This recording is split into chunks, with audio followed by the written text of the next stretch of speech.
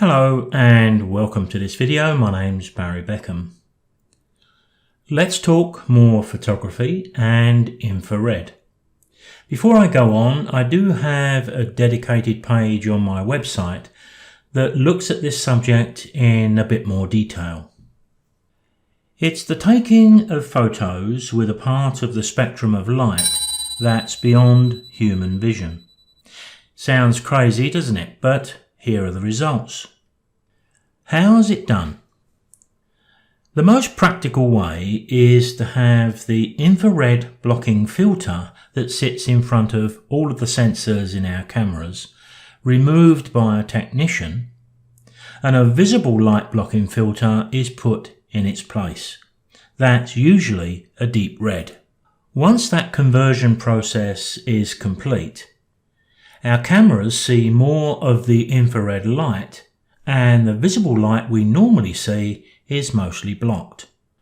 The results will have a deep magenta cast, but that's easily removed in an image editor with no ill effects on the image itself. My choice is to use Adobe Camera Raw, but Lightroom or others will also do the job. You can also set up a custom white balance on your camera, and that's going to remove most, if not all, of this color cast. It's very easy to do, just refer to your camera's instruction book.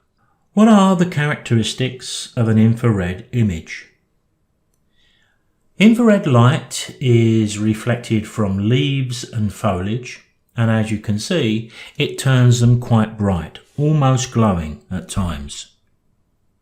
Infrared light can also turn blue skies quite dark, often near black, but cloudscapes can often look stunning. The other benefit, and it's quite a significant one, is how well infrared cameras handle the high contrast of the midday sun. It's quite often not so good for our general photography, but for infrared, it seems to thrive on it. What are the downsides of infrared? Well, you'll need to commit an old camera to the conversion process. Maybe it's something to think about when you're upgrading a camera, and quite often we're offered next to nothing for our old one. There's also a cost to the conversion, of course, and that varies between the type of camera you wish converted. So what are the positive aspects of a converted camera? Well, it does open up a very different and a stimulating aspect of photography. Quite different to the normal photography, and it does add quite a bit of interest and appeal. How is colour introduced? There's quite a number of ways we can do this in almost any image editor. But one way which I've seen introduced recently in Photoshop is what's called neural filters. How you choose to add colour is a personal and creative choice. But of course, colour isn't always essential. Nothing is as striking as a powerful black and white image, in my opinion. Who does this type of infrared conversion?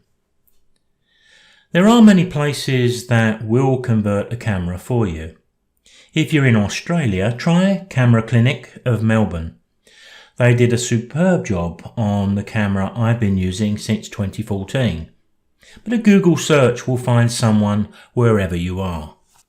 What are the images like to manipulate? Well, an infrared camera copes so well with high contrast lighting that it makes editing the images quite easy. In some cases, I would say easier than with conventional photography. Those pictures are going to need added contrast, but it's a lot easier to add contrast than to remove it. My infrared camera is a Canon 5D Mark II, and it's used mainly with a Canon 17 to 40mm zoom and sometimes a 24 to 105mm, but predominantly the 17 to 40mm is the one I use. Is exposure affected by an infrared conversion? The way we expose for infrared images will be affected.